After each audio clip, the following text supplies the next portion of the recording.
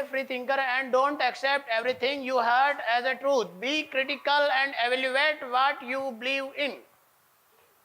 कहना क्या चाह रहे हैं ये? आप क्या हो, एक स्वतंत्र चिंतक बने. Be a free thinker and don't accept everything you heard as truth. आपको हर चीज को स्वीकार मत करो. जैसे मैं भी कल एक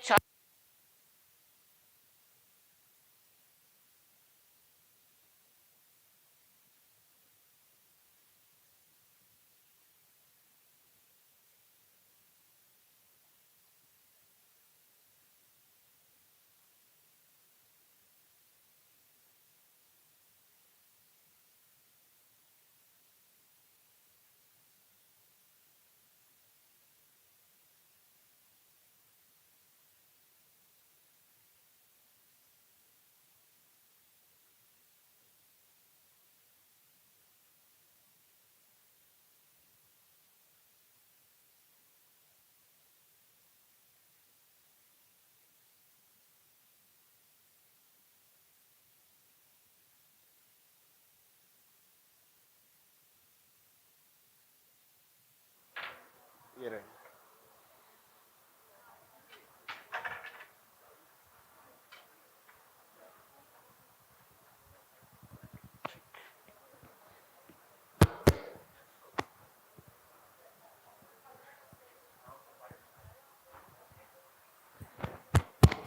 तो हम बात कर रहे थे, अरस्तु कहता है बी ए फ्री थिंकर. मैं कल एक अभ्यर्थी के साथ में था, उसकी एक बात मुझे अच्छी लगी. उन्होंने कहा कि सर आप कहते हो कि टेस्ट किया करो. बिल्कुल किया करो. आपके जो टीचर भी अगर आपको कोई बात बताते हैं ना, ऐसा नहीं है कि आंख बंद करके विश्वास कर लो. मेरा उद्देश्य यही आपके अंदर क्या पैदा करना, एथिक्स में जिज्ञासा नहीं. यह तो छोटी बात है भाई.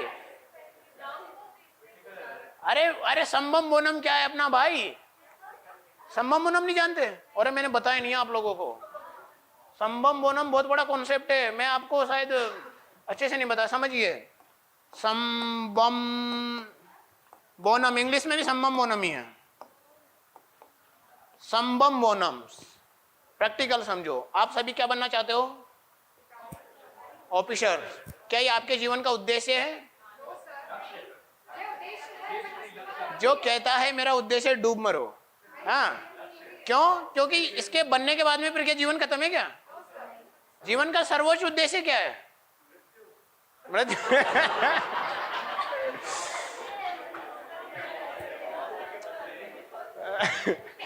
और बताएं, और क्या है?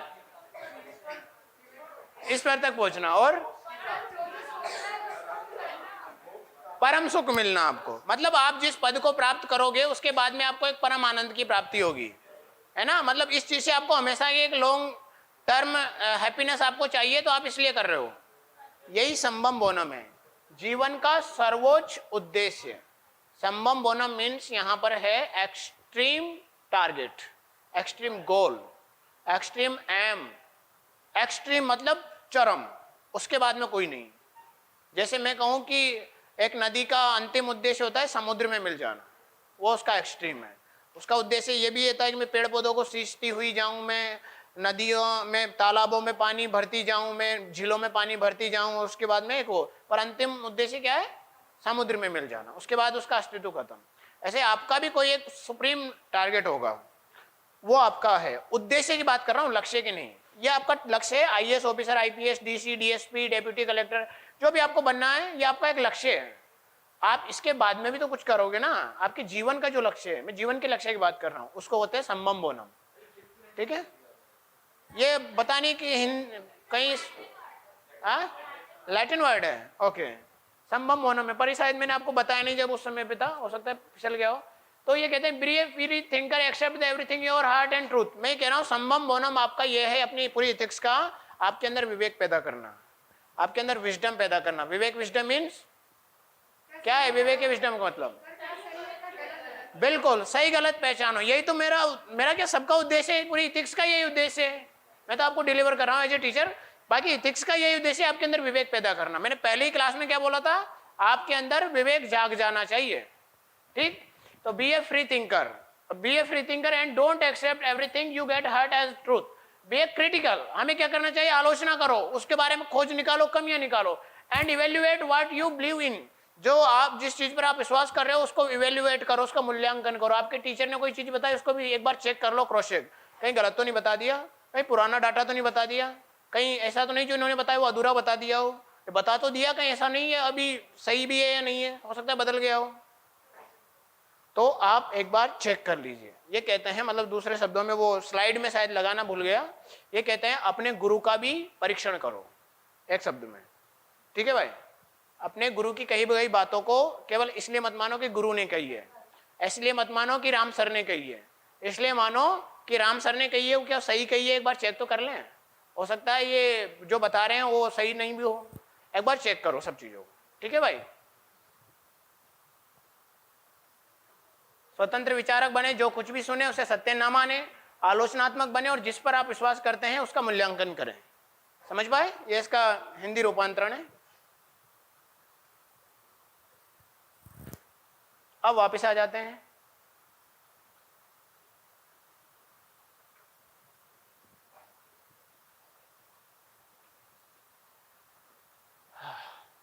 अभी तो मेन फिलोसफी तो स्टार्ट ही नहीं हुई, अभी तो हम केवल उनके विचारों को जान रहे हैं, ठीक है मेरे विचारकों। ओके, अब हम बात करते हैं अरस्तु की तत्व मीमांसा, अरिस्टोटल्स मेटाफिजिक्स। क्या है अरस्तु की मेटाफिजिक्स, उसको समझिएगा। तत्व मीमांसा मतलब बात समझते हो ना, तत्व, तत्व मतलब जिसका अस्तित्व है, अस्तित्व किस किस का है, जो एक स्वतंत्र द्रव्यमान यानी कि मास रखता है, जिसके पास एक वॉल्यूम हो, जिसके पास एग्जिस्ट करता हो, एग्जिस्टिंग मैटर हो, तीन चीज क्या है, तत्व की परिभाषा है। तत्व उसको बोलेंगे जिसका एक स्वतंत्र द्रव्यमान हो यानी मास हो, बाहर भी कह सकते हो, एक निश्चित आयतन हो, आयतन मतलब स्थान घेर रहा है, टेक ए प्लेस, है ना, स्थान घेर रहा हो, और एग्जिस्ट करता हो, अस्तित्व मानो, अस्तित्व मान रहेगा तो ही तो जगह घेरेगा, तो ये बात है, ठीक है। चलिए, तो ये तत्व है, और इसके बारे में जानना, इसके बारे में ज्ञान प्राप्त करना, इसी को बोलते हैं मीमांसा।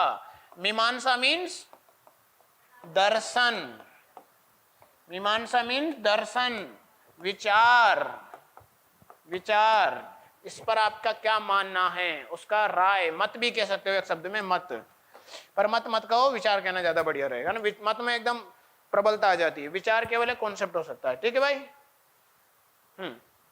अरिस्टोटल मेटाफिजिक्स, अरस्तु का दर्शन प्लेटो का दर्शन का क्या था, एक विकसित रूप था, मतलब अपने ही गुरुओं की, प्लेटो ने सुकरात से सीखा, सुकरात की बातों का प्लेटो ने कुछ मामलों में खंडन किया, कुछ आगे बढ़ाया, कुछ और डिफाइन किया, इन्होंने भी प्लेटो की बातों को आधार लिया, देखो खुद कह रहे हैं, अपने गुरु की दोनों की बातों को आधार लिया, फिर उस पर चिंतन किया, जो कमियां थी उसको गिनाया, अपनी तरह नहीं है मेरे गुरु ने कहा कि ठीक सही, पहले गुरु की बातों पर भी आप एनालिसिस करो। विवेकानंद जी को दे लो, कभी उनकी वो उठाना, जीव नहीं उठाकर पढ़ना, जब तक वो रामकृष्ण परमहंस जी की हर बात को इवेल्युएट नहीं कर लेते थे तब तक विश्वास नहीं करते थे, मतलब उनके सामने उनका परीक्षण करते थे, उनकी परीक्षा लेते थे, बहुत ज्यादा परीक्षा लेते थे कि ये जो बोल रहे हैं सच है या नहीं है, पढ़ना उनकी जीवनी, तो वो बहुत ज्यादा परीक्षा लेते थे। फिर रामकृष्ण परमहंस जानते कि मेरा परीक्षा ले रहा है, एक टाइम तो क्या हुआ, उन्होंने क्या किया, वो देखते थे कि कितने ज्यादा त्यागी स्वभाव के आदमी हैं या कितने ज्यादा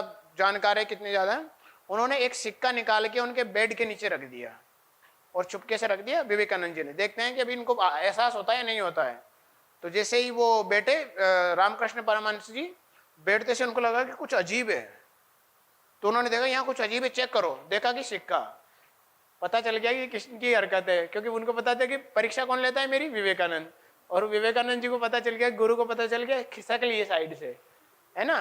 तो हमेशा वो गुरु का परीक्षण करते थे। आप भी क्या करो, आपके कोई टीचर बता रहे पूरी तरीके से 100% मत मानो, पर अगर आपने टेस्ट किया और वो सही निकला जो टीचर ने कही, उसके बाद फिर उस पर डाउट मत करो, नहीं तो फिर भी डाउट करोगे फिर तो गए, पर एक बार परीक्षण जरूर करो, ठीक है भाई।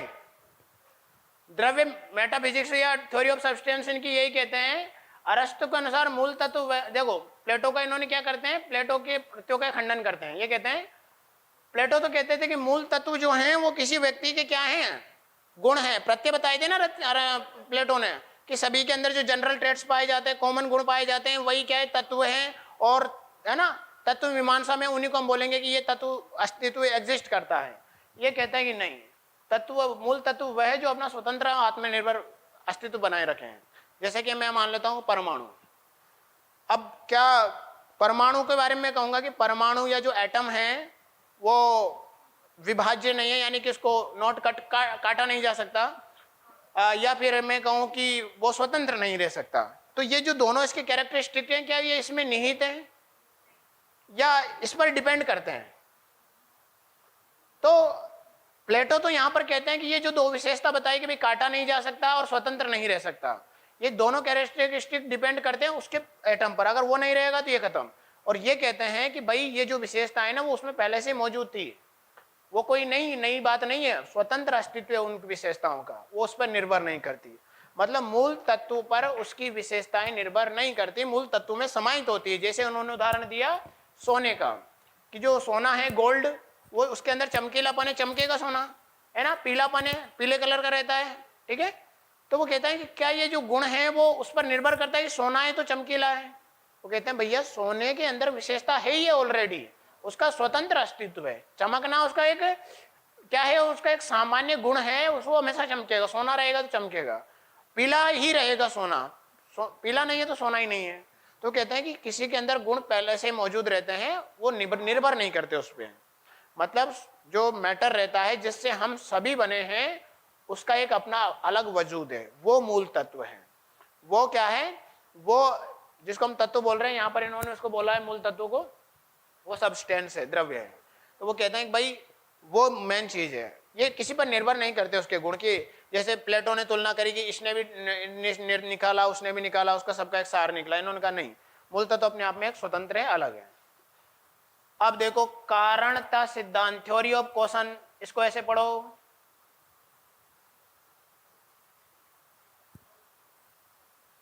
हाँ, 2017 एमपीपीएससी में प्रश्न पूछा गया था। क्या पूछा गया था, पढ़ो।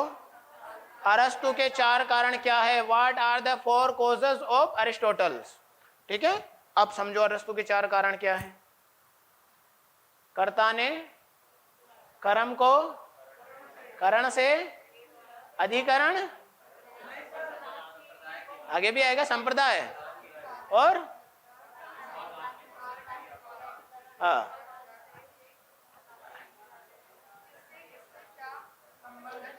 चलिए, हाँ मैं जानता हूँ, आई नो आपको हिंदी आता है, मैं बस चेक कर रहा था ना। ठीक है, यहाँ पर भी वही है, उपादान इतना कठिन शब्द है कि पल्ले शायद ना पड़े तो टेंशन नहीं लेना। निमित्त कारण, स्वरूप कारण, लक्ष्य कारण, ये 4 कारण है प्लेटो क्या पढ़ा रहा हूँ मैं, अरस्तु के, है ना। तो बोलते हैं मटेरियल कॉजेस है, एक एफिशिएंट कॉजेस है, एक फॉर्मल कॉजेस है और एक फाइनल कॉजेस है। इनको उन्होंने बोला है, उपादान कारण का मतलब होता है कार्य का निर्माण किससे हुआ, मतलब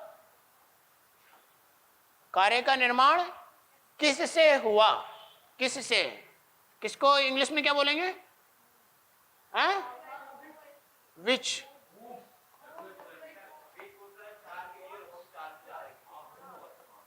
किसने किया, whom, ठीक है भाई, whom। हाँ, कार्य क्या है, व्हाट, और यह है किस लक्ष्य की प्राप्ति के लिए हुआ, व्हाई। ये 4 बातें हैं कुल मिलाकर के, ऐसे समझो। यहां पर ये कह रहे हैं उपादान कारण का मतलब कुल मिलाकर के आपने